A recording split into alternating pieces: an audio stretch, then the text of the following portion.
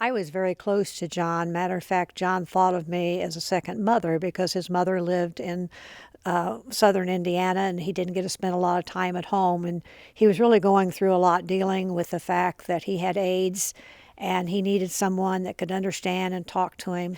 One thing John did that I will always remember is in his will, he left $5,000 for the upkeep of Champaign House for people living with AIDS or HIV. They were able to come there. They did not have to pay any rent or anything. So it was very helpful for people that were needing a place to stay because early in the epidemic, most people lost their jobs and so they had no money. They had no money for rent. And I'm very grateful to him because we did Champaign House with no government funding. So any amount of money that we got was a great help. It's hard to recapture the turbulence and how of that time. Um, Even in the COVID pandemic, it's hard to recapture it. People who were diagnosed as having an AIDS defining illness knew that they were going to die.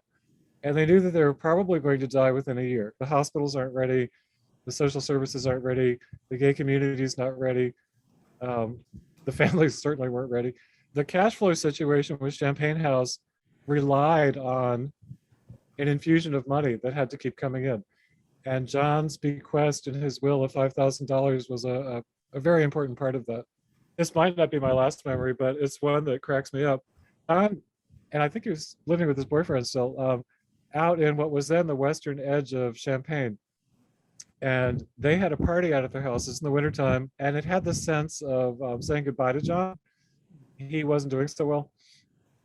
And I parked and, went inside the house, had a great time, met some of his lesbian friends. And then some people walked me to my car, and it turns out I'd parked in the cornfield. And it was that horrible 2 feet of mud that you get in the wintertime.